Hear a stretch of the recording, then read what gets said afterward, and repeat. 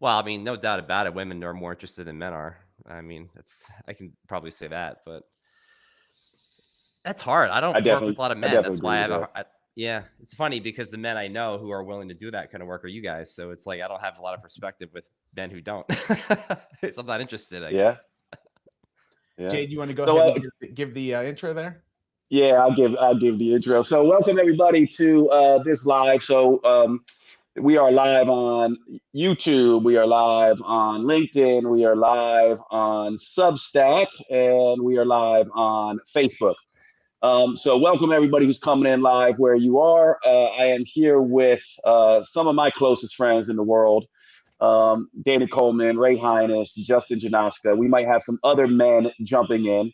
And Danny is kind of wanting to discuss this morning of something that I thought was really interesting. And right before we jumped on live, we already started getting a lively debate because Ray was jumping in saying he doesn't necessarily see it that way. But Danny is seeing this idea that when he talks about self development to friends, and specifically he was having a conversation, I'll let you tell this, Danny, but a couple of his sister and a friend that he works with, and they were saying that this is interesting that women in particular really love self development, seem to eat up self development, and that men perhaps not. And they were debating on the percentage. And so Danny was like saying, what do you think, 80-20? And um, why, for example, do men seem not to, if we agree with that? And that's the discussion we want to have.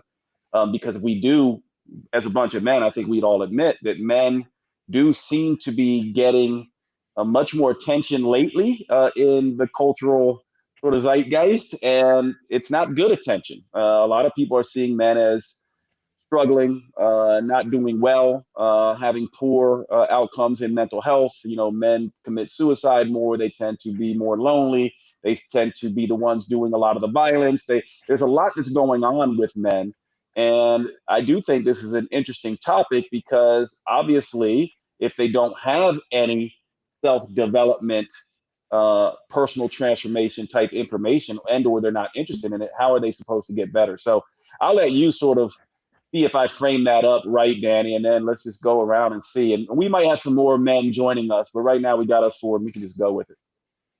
Yeah, no, I think you framed it up well, Jade. Just before you went live, Ray was about to make an interesting point, so I'm going to throw it to him. But the premise is this: is essentially are dudes into self development in a larger capacity. Obviously, there's a percentage of men who are into self development. Should so if they are, what's the split? So if I have 100 customers, I have kind of a self development business. If I have 100 customers, my hypothesis, they're probably about 80% women and 20% men. And this has been my experience kind of in social circles as well. If I talk self development, it's usually with women, not with men. And so I'm curious about where you guys think where this split is. Are men more into self development than I'm giving them credit for? Should they be? And why does it even matter? Like why do we even care? Why did I, Ray, you were starting to say like I've been in the self development space as long as I can remember, and I would love to sort of unpack like why you, especially as a man, why you got into it, sort of the benefits you've gotten out of it. So I'm gonna pass it over to Ray, who was kind of on maybe a little bit of a disagreement train, which would be good for the discussion. So, what do you think, Ray, about the split, and then why did you kind of get into it? Yeah, I don't, you said 80-20. I guess I would just like to see a little bit more hardcore data on what those statistics are, because I could definitely see where you could get 80-20, especially if you work with a lot more women than you do men. But I don't know, for me, how I got into it was just, I guess here's how I would describe kind of my own journey in a very kind of 10,000-foot view. I have always believed myself to be very mediocre. Like, I feel like I have, mediocre looks, intelligence, mediocre sports, athletic skill. I, in school, I had mediocre grades, and I always felt like I felt like it was possible for me to not be mediocre, not be kind of middle of the pack. And I also knew I didn't know how to get out of the middle, how to get out of that squishy middle that I think a lot of people get stuck in. And so I started to learn more. Now, when I was young, I probably started on the personal development path, probably when I was 13 or 14 years old. I can tell you what the first thing was. It was Tony Robbins. At the time, I think Tony Robbins was big on infomercials and he was popping on. And I think I received a mailer for his tapes, not CDs, not MP3s, his tapes. What's a tape? Next time I see you, I'm going to smack you across the head for that one. So I ordered the tape. So I mowed lawns. I made what money I could, and I had my parents cut me a check, and I put it in the mail, and I got these tapes. And I remember being drawn more towards the relationship information within the tape. So at that time, the hormones are starting to flow, and you're interested in, as a guy, you're interested in girls, and you want to figure out, hey, I'm mediocre, and I think girls want extraordinary. So let me figure out how to make that happen. I can even tell you from that tape series, the lesson that I took from it. And it was the push button theory of love that Tony Robbins was teaching. And it goes something like this. God, this would be a modern miracle if I can pull up this from when I was 13, 14 years old. He said there were 4 buttons that need to be pushed in order for somebody to feel loved. They have to be looked at a certain way, told a certain way, touched a certain way, and bought things and brought places. And every one of us needs all 4 buttons to be pushed. But every one of us has one button that needs to be pushed more than the rest in order for you to feel truly loved. And oh my God, I can't believe this is coming to me to this detail. It's blowing my mind. So this is like the early form of the 4 love languages or whatever. Yeah. He said that one button in everybody needs to be pushed more than the rest in order to feel truly loved. So there's love and there's truly loved. All 4 buttons need to be pushed, one more than the rest in order to feel truly loved. So John and Jane meet up, and John's one button is he has to be told a certain way. Jane's one button is she has to be touched a certain way. They meet up. Relationship is brand new. What are you doing in the beginning of the relationship? You're pushing all the buttons, and you're pushing them all the time. Oh, honey, I love you. Oh, let's hug and kiss, and let's go do stuff. And let me, I brought you these flowers, or I know you don't even know what that is anymore, Danny, because nobody buys flowers anymore. But you bought, look, man, I'm still smooth. All right, I still find my way to the flower aisle. All right. So you push all the buttons, you push them all the times, and you're thinking, this is great. This is my soulmate. And then what happens is over time, you stop pushing all the buttons as much, right? This is every relationship. And you push one button more than the rest. Which one, Danny Coleman? Let's give you a pop quiz. Which button do you push more than the rest? Me personally? Well, let's say that you're in that circumstance. You are dating and you're pushing all the buttons, and then all the buttons cool down, but you push one button more than the rest. Which one? I would say typically people push the tell me button the most. No. You push the button that makes you feel truly loved, because you think if it makes me feel truly loved, it makes them feel truly loved. So if John and Jane, they're in a longer term relationship, John stops pushing all the buttons and he pushes the tell me button, because that's the button that makes him feel truly loved, because he thinks if I love watermelon, everybody loves watermelon. And so you think if I tell her I love you all the time, then that's going to ultimately lead to a great relationship, because you feel truly loved when you're told I love you. But in her mind, she's thinking that's great, but he never hugs and kisses me anymore. And so that is the fissure in the foundation that ultimately causes the relationship to fracture and break apart. So that was the lesson I remember from that first personal development journey that I went on. And I was hooked from there. I just fell in love with personal development. So it's just hard for me to imagine that. And I guess if I look into my own life, at the men in my life, like my brothers, my father,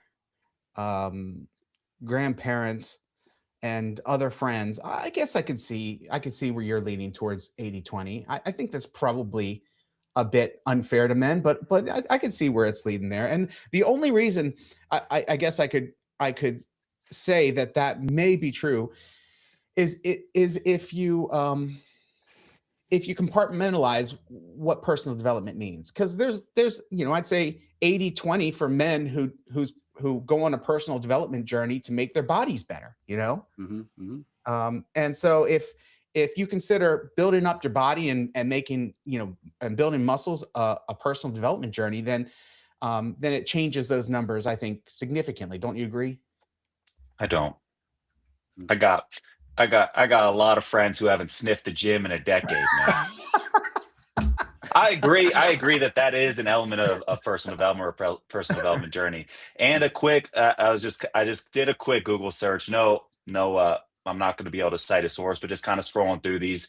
Most of these like high links on Google say about 75-25 women drive the spending in the self-development realm across health, across all those things. So they do tend to put their money where their mouth is. And I have a theory of why this is. I don't know why, but there's this, Adam Grant has a good thing. It's like a triple beam balance kind of analogy where it's ideally our confidence should equal our competence. I should feel exactly how confident of how good I am at something. But for whatever reason, there tends to be it's never quite lined up, right? Either you believe I'm a lot better than I actually am. That's the guy in the couch judging an NFL quarterback, and you're just like, dude, that guy makes millions of dollars to throw a football, and you're coaching him up. There's like a mismatch. Like you think that maybe you could get on the field and throw the ball around. That's like overconfidence, not enough competence. The reverse is that imposter syndrome that most people feel. They're actually more talented. That's why they get promoted into places than they believe they are. It's kind of what you're talking about, Ray, where you're just like, I felt mediocre. And to be honest with you, I resonate with that. Like, I think I got into insecurity drove me to self-development. I didn't think my belief in myself was lower than my actual competence, I think, at this time. So then I seek self-development to kind of close that gap. For whatever reason, culturally, men tend to tip the triple beam balance this way. They think they're way more amazing than they actually are. I don't know if it's cultural messaging early on. I don't know if testosterone fucks with the head at all. And you're just like, and that helps you feel amazing. I don't know why behind the why, but in my opinion, or my kind of viewpoint is that, yeah, men have that kind of the scale tip. For whatever reason, women have the opposite. So they pursue to close that gap. But then there's men like you and me, Ray, who for whatever reason, maybe strong female figures. You always talk about your mom being a powerful presence. I was raised day by day by a single mom. So maybe there's something along that. I kind of took on those beliefs, but a couple 2 cents there. But I also want to hear kind of why Justin's into self-development too. What brought you in, man? Or anybody's thoughts on the triple beam balance? Thinking about it. Well, it's interesting you mentioned about physical appearance and all that, because I don't think of, at least personally, think of self-development as that, but more so emotional development. And I guess they both can be part of that. But for me, I think actually the reason why I got into it was because of the romantic heart, all that stuff that I went through, 8-9 years ago, and Jade knows about that, but that's probably where it started for me, and how I just was tired of feeling, insecure and unworthy and not feeling good enough, and just kind of running into a brick wall, I think, and in my life, and not feeling, not feeling connected with anybody, or not understanding and have that. And so that is, I think, how it started. It was definitely unconscious. It wasn't like I set an intention to be like, I want to be better and do this, but just realizing I didn't want to have to feel this way, this misery anymore. And to learn about myself and figure out how to fill my own needs, right? That's kind of where it started, I think.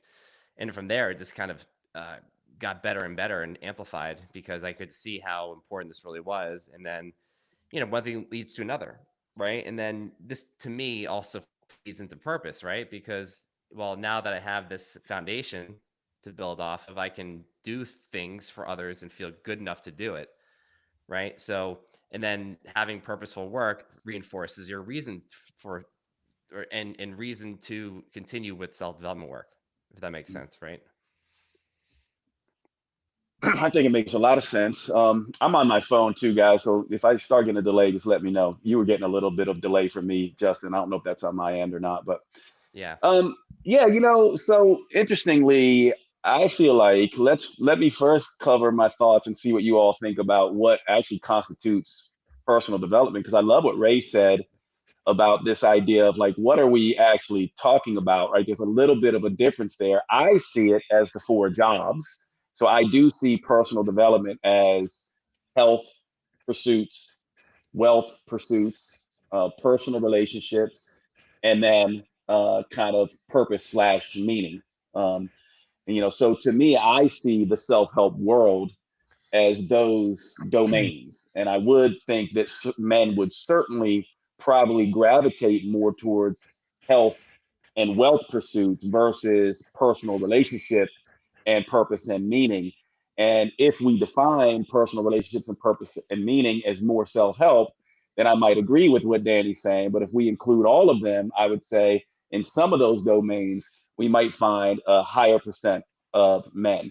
And then I would say this, and there is, when you look at the psychology research as a whole, now people are very different. So we have to kind of be careful about gross generalizations, but we all understand the idea that women in general, average, are shorter than men in height, right? We all understand that concept, but that doesn't mean you won't find a woman who's taller than most men, right? It's just that most of the time. So when we look at across the psychology research, you will see gross generalizations that men are tend to be more interested in things, building things, doing things, things with their hands, things of pursuits around things. Whereas women in general are more interested in relationships and people. And this is why we get this, sort of issue where lots of men become engineers and not many women, and lots of women want to become nurses and not many men. And so you'll see these things sort of skewed. And you'll actually see this, and actually, Jordan Peterson talks a lot about this for those of you who know who that is and pay attention to him. But he talks a lot about the idea that even in the Norwegian countries that tried to account for general equality across domains, they couldn't square this, right? So in Norway, Sweden, these areas, there still were many more women wanting to go into nursing than there were engineering. And so I think that perhaps this is the reason why men are maybe more interested in certain things and women are more interested in people and emotional pursuits. Now, the final thing I'll say here to see what you all think as I go, I do think that where men, that is the issue for men, that they are not very well versed in general in the mental emotional domains. In fact, in our culture, we have to learn, let's say, emotional regulation and emotional appropriateness when we're young. Men learn regulation to such a degree that they tend to suppress, which stunts their emotional ability to show up and relate to people. Then they feel disconnected. And I do think this is part of the problem. And I think it's what you're pointing to, Danny. So I'll just see what you think about that in terms of, I feel like that's where men are really struggling. There's certain domains in self-development they will gravitate to, others they will not at all. And because of the cultural zeitgeist, the way men are brought up, they are actually stifled pretty severely in general in certain areas. And I would say emotionally, men are much further behind than women for these reasons, I think.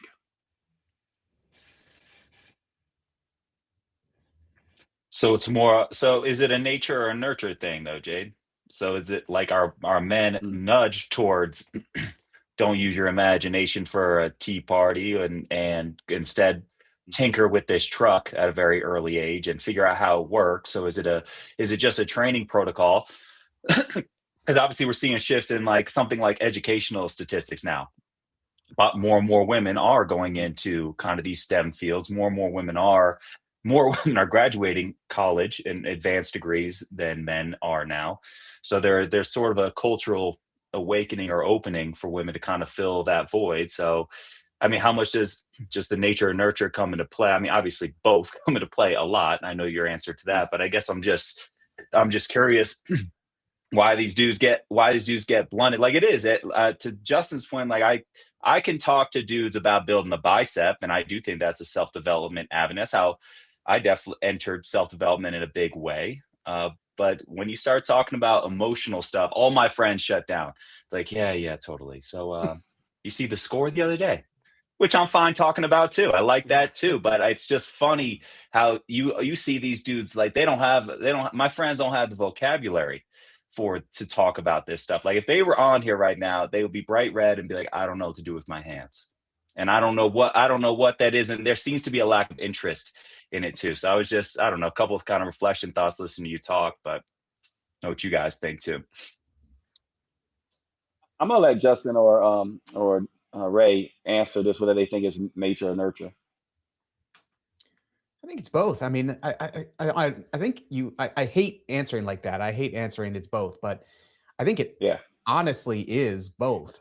There is definitely within society a mold in which men are expected to fit into.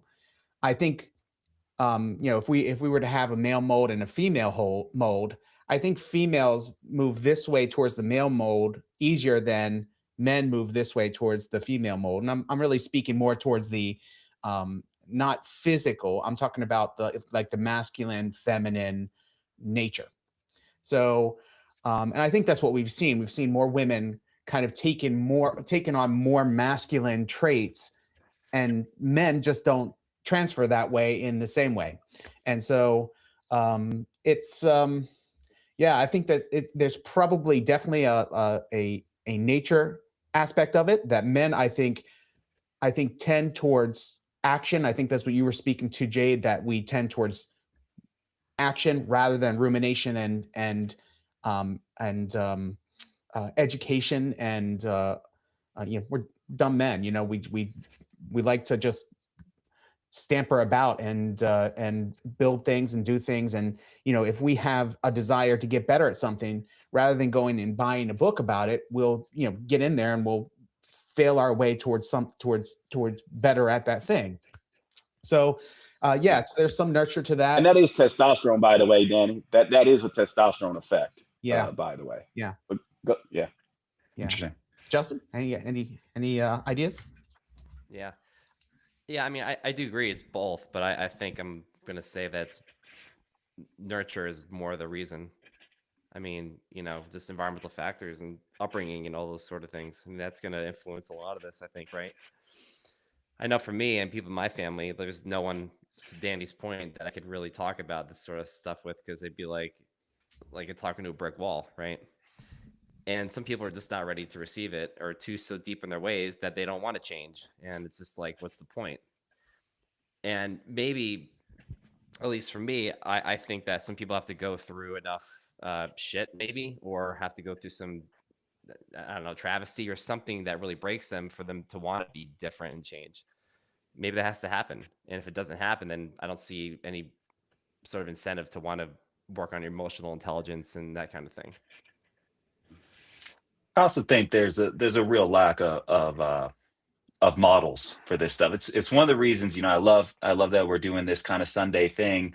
I've said this many times before, and I've pushed for this in our group chat to start sort of like a podcast for young men, because of the influence that you guys have had on me. Like I said this last time, but I met Jade when I was like 15 or 16. I met Ray when I was 19. They were such like developmental periods of my life. And to have guys that I was like, these guys are kind of cool. They're kind of solid. They're kind of interesting. And you guys felt aspirational to me. And then the things that you were doing, you were reading. You introduced, this is what a research paper is. This is what you do in the gym. This is the kind of stuff that I'm thinking about. So there was almost an aspirational nature. And also, I'll give my father credit too in this regard. My dad grew up in the city. He's a city mouse. So we weren't out here building things. Like my dad wouldn't know what to do with an axe if it was stuck in his shoulder. Like we wouldn't know how to build anything with wood or how to change something electrical or anything like that. So we talked. He talked about history a lot. He talked about philosophy a lot. That dude's like a walking fortune cookie, a Boston Irish fortune cookie that can get a little confusing sometimes. Let's just blurt out things like "Ewop, Dan." I'm like, EWOP. He's like, everything works out perfectly. And then you just kind of like, wow, there's a little bit of wisdom in some of his little quirky sayings right here. But I've had a lot of models, and I do think there is a little bit of a dry well of these kind of older aspirational male figures for a lot of the younger guys, which is one of the reasons I always push in our group chat, start a podcast for men. And I know Ray, you're like, nah, I'm good. And sometimes, but I just think there's kind of a dry area of aspirational male figures or aspirational male figures. For a lot of young dudes. You're right, Danny. You're lucky to have us. I know I am, man. I know I am. But let me tell the story. I want to tell the story of how you and I met, Ray, because I do think this is Ray. He's an interesting dude because you're so incredibly humble, and you're so incredibly extraordinary, and you don't even know. And this is another thing that's really interesting. I love this dichotomy you were setting up, Danny, of on the one hand, a lot of men are sort of suffering from the Dunning-Kruger effect. But then you have men like Ray who are kind of the opposite, highly, highly extraordinary, but don't see themselves that way, which makes him, I think, really interesting and ambitious. But what's really cool about Ray, I'll tell everyone how this works. This is way back when I was first starting Metabolic Effect and getting online. And I am, I think I discovered this great thing called internet marketing, right? I'm like, oh my God, I discovered this amazing thing because my friends who know me know I'm not paying a whole lot of attention to what's going on in the world. And I get this message from this Dr. Ray. And it basically goes, hey, man, you don't know me, but I'm going to this event and I want to invite you to come with me. And so I show my wife, Danny's sister at the time, and I go, I think this dude's asking me out. but what was really neat is I was like, I don't know what this is, but I looked up this event that he wanted to go to. And I'm like, this is not something a dude normally does, to just ask somebody randomly to go to a thing with him. So I'm like, but I end up going, and Ray and I become like the closest friends and have had this amazing, sort of dynamic. And I actually think that this is part of the issue with men is that we do not take on those roles where we're like, we might want to connect, but then we don't connect to Justin's point, right? It's kind of like, I don't have connections, but we don't necessarily know how to connect. And then you meet a man like Ray, who is like, no, I want to connect. I want to do this thing. I'm going to put myself out there. And that was a really powerful, I think, thing that I had only ever seen in my family, because I do have that. My brothers, I got two brothers, a dad. I got a lot of men in my family, and they were very open that way. And it was like interesting for me to see someone like Ray be open that way. Once I met him, I was like, oh, this is my person. And so I do agree with you that a lot of men aren't, don't have this. I do want to say one more thing and see what you think. Ray mentioned this polarity issue of masculine and feminine. I do think this is part of the reason men are struggling. Now, real quick, just in case there's men listening, let's just cover archetypes real quick. We're not talking about male, female. We're talking about archetypes. This is getting into the Jungian, sort of psychology. And all that means if we took, 1 million people, put them in a room and said, hey, what do you think about when you think about male? They would say things like strong. They would say things like focus. They would say things like warrior. And then if we asked all those 1 million people again, what do you think about when I say female? They might say things like creative or, friendly or nurturing or whatever it is. And when you put all that together, we probably need some AI, thing to put all that together. You get these general archetypes. That's all we're talking about. I do think that men in general are too masculine heavy.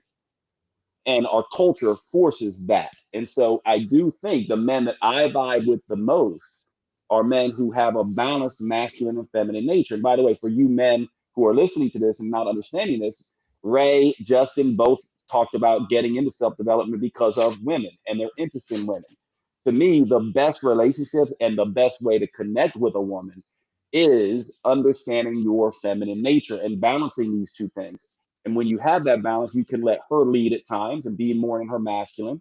And then you could step forward and be more in your masculine. You have a flexibility. So there's not these rigid roles. So I think 2 points I'm making there. One, I think men don't have a lot of people who will reach out to them and connect other men. And I go, so lesson there, if you're a man and you have that, reach out yourself, like Ray did. Number two, I think if you want to connect specifically with women, you better find this balance of masculine and feminine. And then that goes right to Danny's point of where are you going to find that information? By learning through self development, having conversations with men like me, Justin, Danny, and Ray. And so I do think we just need more of these conversations. So let me ask you guys, what would be, so you said, Jay, if there are men listening to this, which my entire point was, I bet there's no men listening to this. I bet there's all women listening to this right now. But let's say there are men listening to this. I'm curious about, like, I would love to go around and just get like, all right, what would be your get started protocol for a young man in getting into self-development? Is it a book? Is it the reach out protocol you mentioned, Jade? I would love to start on my left side, the Ray or Justin. If you guys have, like, I don't know, a couple step protocol getting started with this stuff, where would you point these guys? How would you recommend it? And kind of imagine kind of the dude who does kind of feel alone. He's like, I'm interested in this stuff. Yeah, I would love to have what you guys have and have conversations, but I'm looking around and I don't have any of that. I don't even know where to find that. So I would be curious about, I don't know, 3-step protocol to oversimplify things. Ray, do you have something, or Justin, you have something? I know, and then Jay, obviously we'll go to you too, man. But so I was just reading a book called Lean Learning by Pat Flynn. I was reading it on the way on a plane ride, and there were a few interesting points within that book that I think apply to this situation. Well, the first thing I would say is we have to realize that the world changes much faster than our biology changes, and the world has changed. It's not that men are different. It's that the world has changed and men have not adapted to that yet.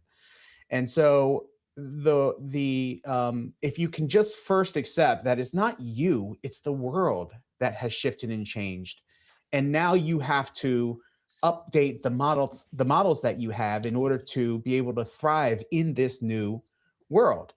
And when you look at it that way, now you can step back and you can look at the world from a kind of a third person perspective, and say, okay, so maybe the financial dynamics have changed, where it used to be that men were the breadwinners, and now you get more and more women who are the breadwinners within the family, and you can either take that as an insult to your manhood, or you can take it as this is just the new world as it is right now, and maybe I need to update my models in a way that can fit in that new world. So that's just one example, and there are probably many that we can come across and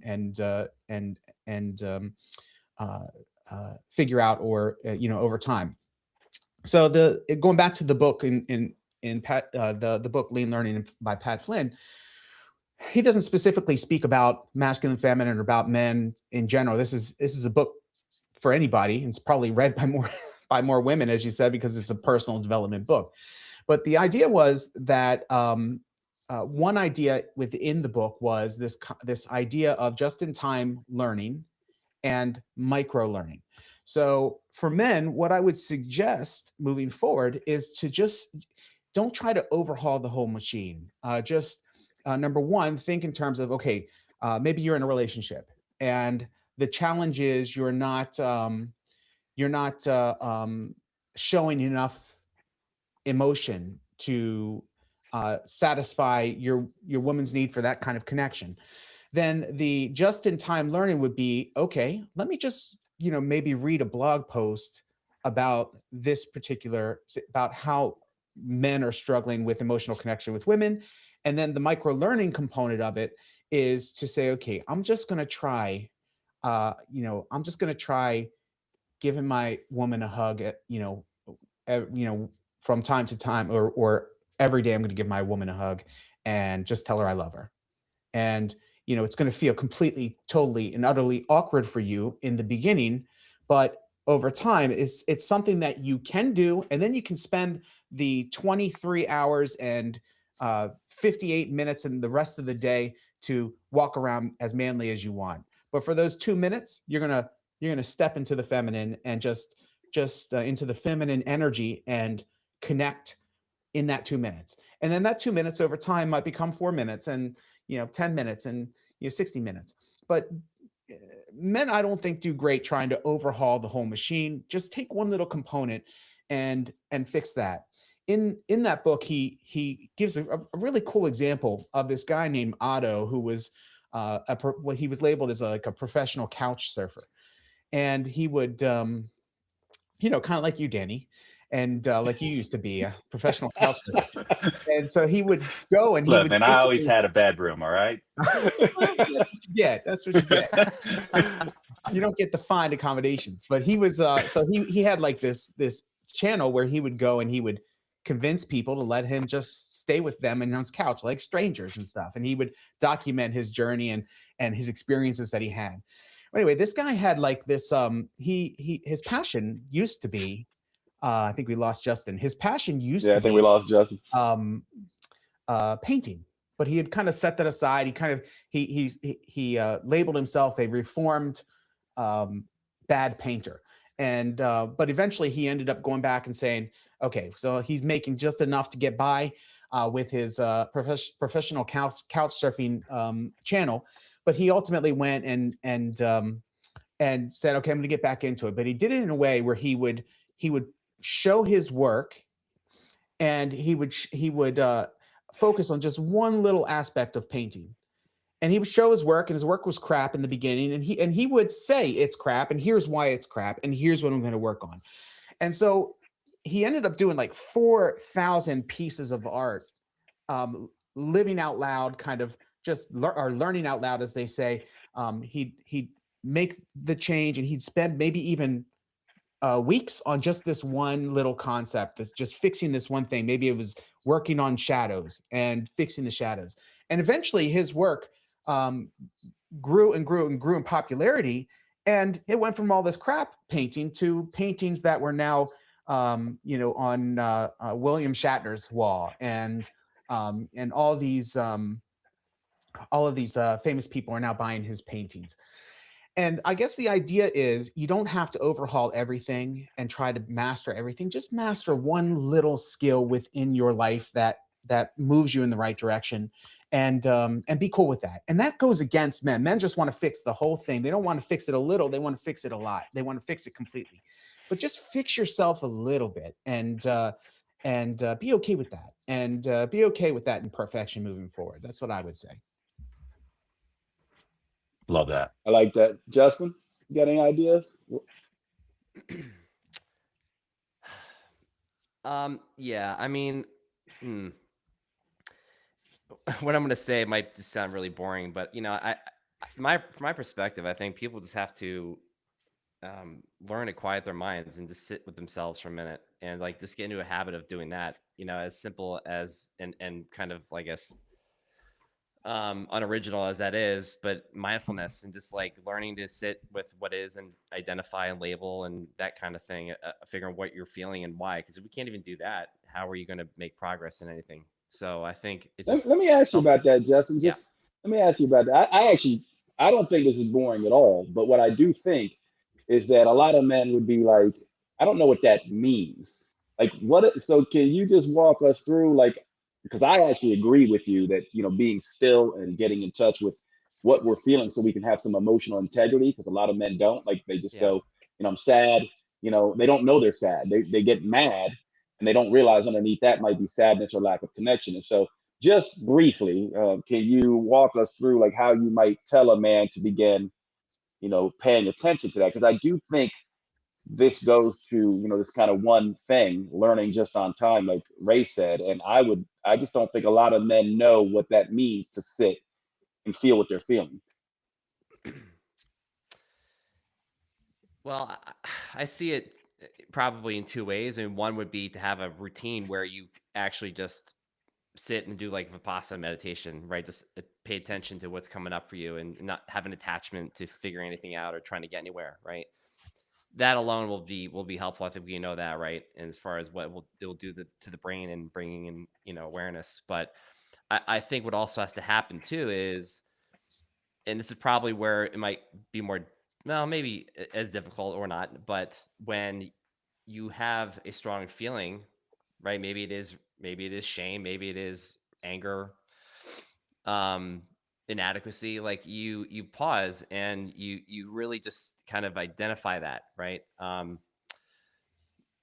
One thing I've kind of put together that I teach people is this whole idea of like the 4R process: recognize, receive, research, release, which is just recognizing what you're feeling and saying, I'm feeling this way, and anger feels like this, sadness feels like this. And just even doing that is probably going to be very helpful, but most men probably are not doing that. And I think they could if they just actually sat and paused, took a breath. One thing I do with myself is, where is the stillness, right? What would this moment be like without my thoughts about it, right? Just trying to figure out like what it is there that is coming up. And if you don't know, if you don't have the vocabulary, okay, fine. Here's the emotion wheel, and you can figure out like the different things. You can study that. You can kind of have in your back pocket, right? I think this also ties into attachment styles, and that's just kind of my thinking about it, because there's probably a reason why we're having a hard time doing this, if that's the case. And there's maybe avoidance, there's that kind of thing. And so learning about your attachment style and your upbringing and how that could have affected you would be helpful to kind of sort this out as well, right? So recognizing it, receiving it, and that's kind of just like holding space for it with compassion, right? And then researching and noticing where in the body you're feeling it, because there might be some physical sensations, interoceptive stuff going on, and what is coming up inside at a physical level. And I might just stop there, right? The final part would be more about self-compassion, but I think if we can just have a 1 minute sort of check, I don't know what you want to call it, 1 or 2 minute sort of break in the day, a moment to be with whatever intense feeling is coming up, to pause and reflect for a second, that could just help all of us kind of pay attention to what's there. And I think when you have a routine every morning or every day where you are just sitting with yourself without trying to go anywhere or figure anything out, it will allow you to do that kind of practice later. Does that make Yeah, sense? yeah, I love this, and it makes me just think of like how, and this isn't just a male thing, but how a lot of men and people will just feel something and go right into self-soothing, scrolling, food, Yeah. all of that kind of stuff. This to me is it's what you're talking about. Yes, it sounds simple on the surface, and I know a lot of you men, if you're listening to this, probably some of you, especially if you're younger, like I have no idea what Justin is talking about, but let me just show you, kind of how this would work when, especially with like, Ray and Justin talking about they got into this work for women, because men do want connection. This is the thing that everyone forgets about men. Before we're genders, when we're male, female, we are humans, and every human needs safety and security and acceptance and belonging. So whether you like it or not, as a human, forget being male or female, you want connection. If you feel like you are disconnected, the first place to look is the idea that you are disconnected from self. So then when your woman asks you, what are you feeling? Which is not to annoy you, it's a bid to connect with you, which you want to, you actually now have a mechanism to tell her what I'm feeling. You can actually name it and be like, well, I don't actually know what this is. Maybe it's anger, but I'm feeling it right here in my throat. And you say this to a woman, she's going to be like, this is the sexiest man that I've ever known. And she's going to lean in and she's going to want to totally understand what you're talking about, because she's going to be like, I've never heard a man talk like this. And this is where you get connected. It's also what allows me to connect with Danny, and allows me to connect with Ray, and allows me to connect with Justin. When I know how I feel and I can express how I feel, I can connect with my brothers, right? And I don't feel as alone, and I can connect with my women. And so I love that idea. And then my one thing before I hear yours, Danny, is that I think that for men and humans in general, we know ourselves through our interactions with others. So to me, I would just say, look at your patterns. As men, I think the core masculine trait should be radical responsibility and extreme ownership.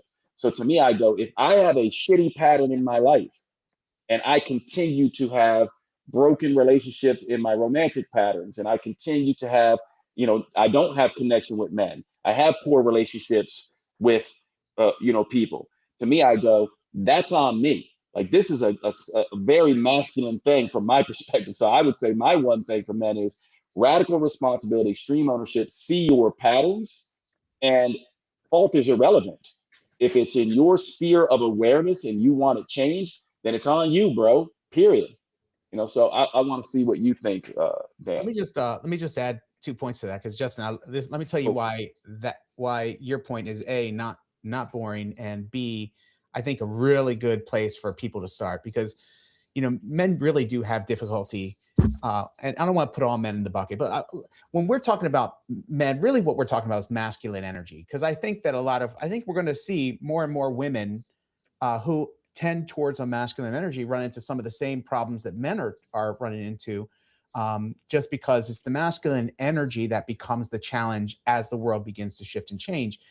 But there's two things that I think really jump out at me. Number one, a lot of men, I think, will have difficulty connecting emotionally with women. And sometimes it's better just to start inside yourself and connect with yourself and connect with your emotions inside, because you can't really, like, there's no chance of you feeling like, because I think men might think, well, she might think I'm too girly or too feminine. And maybe you start just just watching these emotions, watching these feelings, and just, let the thoughts kind of just be out there. Just watch the emotion kind of float in front of you like a leaf floating down the river, and don't feel any need to change it, because I think that's what men have a tendency to do, is when they feel something, they feel a need to change it. Just let it be, let it be, and let it watch. The second thing I'd say that the mindfulness and the meditation does is the masculine energies have this toxic way about them. And that toxic way is the masculine energy thinks that their favorite place is always someplace else. Like if you're here in the moment, the masculine energy has a tendency to be in the future, either trying to build or trying to protect against some danger or something like that. And I think that masculine energy is probably one of the things that men need to really come to grips with, and say, the meditation helps to bring you from the future thinking into the present thinking, where you can connect in the way that Jade was talking about. If your favorite place is someplace else, and I think you had, Jade, like, you ran into that with Jill, because I remember you telling me about how, she was always someplace else, because she was in the social media, she was doing and that was very difficult for your feminine energy to connect with. And I think a lot of men struggle with that as well, is that their mind isn't here in the present with the person, with the emotions. It's someplace else trying to fix something. Yeah. And just so we need to get Jill on here, but I don't know if Jill would, necessarily say that was the case, but that absolutely was, I think, adequate in terms of what I was feeling. Yeah. For sure. Yeah. Go ahead, Danny. Yeah, I'll throw mine into the hat. Of the group here, I'm definitely the closest to the caveman. I'm probably like the beers and ball games guy of the group. So my protocol would be more less philosophical. I think everything you guys said, I don't have any pushback on it. I think it's probably some of the most powerful things that we could do, to your point, Jade, not just as men, but as human beings. Some of these mindfulness practices, I just think they are incredibly powerful. And I do engage in them. But if I'm giving someone, I'm like thinking of a 19, 20, 21-year-old Dan, I'm like, what would be the protocol for him I would give? I would say it's like three things every day. It's read a book, it's make a move, and it's send a text. Read a book, like an actual book made of paper. At some point, you guys can push back on me for this, but I've been on a little bit of a tirade pro books. I'm a book guy, as you guys know, but people are like, but people learn in different ways. And I'm like, yes, they do. I watch YouTube videos, I listen to podcasts, and I'm just like, read a fucking book. Books for a couple reasons. One, when we read a book, not listen to it, but when we read it, it slows down our brain, and different language centers in the brain light up to where we can actually start to develop our vocabulary, emotional or otherwise. And it's interesting for men that I kind of like, from my caveman group of men, the entryway into self-development has been books.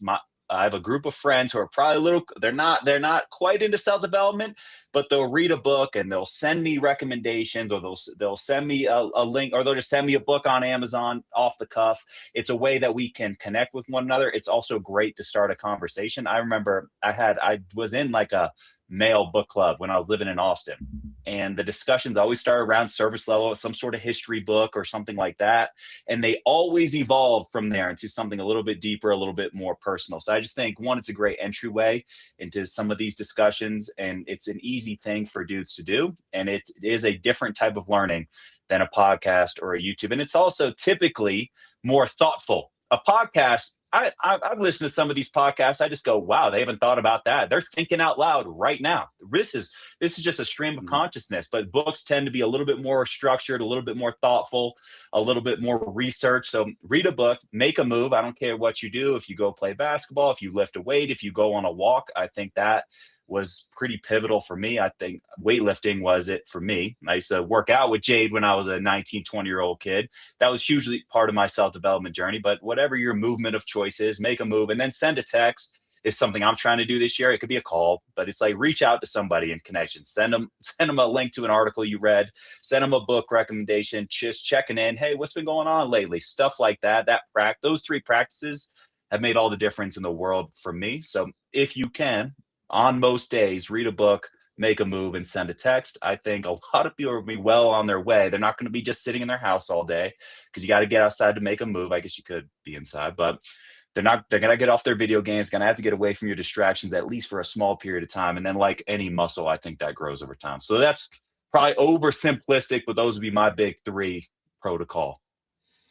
Nobody ever. Let me say just one thing about the make the move. I love those, by the way. The make the move thing, I think, for you guys, I do think this kind of stuff, having conversations, is a great way to make a move. I think a lot of the reason men don't get into self-development as well is they don't get an opportunity to have conversations like this. I think especially us 4 and people in our circle, like, we're having conversations like this all the time, which is why we feel connected. So I do think, walk, lift weights, but get in conversations with your brothers and ask them how they feel. You will be surprised when it's not a woman asking you how you feel, but a man asking another man how they feel, how that gives that other man permission to kind of be like, oh, I'll tell one quick story and then we can start wrapping up if you guys want. But my grandfather, old school Italian man, very manly, old school, we're talking, he was born in 1912. And so when we would come into the house, my mom would be like, go give your grandfather a hug. And we would run and he would push us away and be like, no, get out of here, say, good, say, like he talked like one of those gangsters. And basically, my mom would be like, he would push us away, and my mom would be like, Jade, come here. Do not let him push you away. You go give him a hug. I'm like, Mom, but he doesn't want a hug. Go hug him now. So I would go and I would hug him. And by the time I was in high school, my grandfather was looking for not just a hug, but a kiss.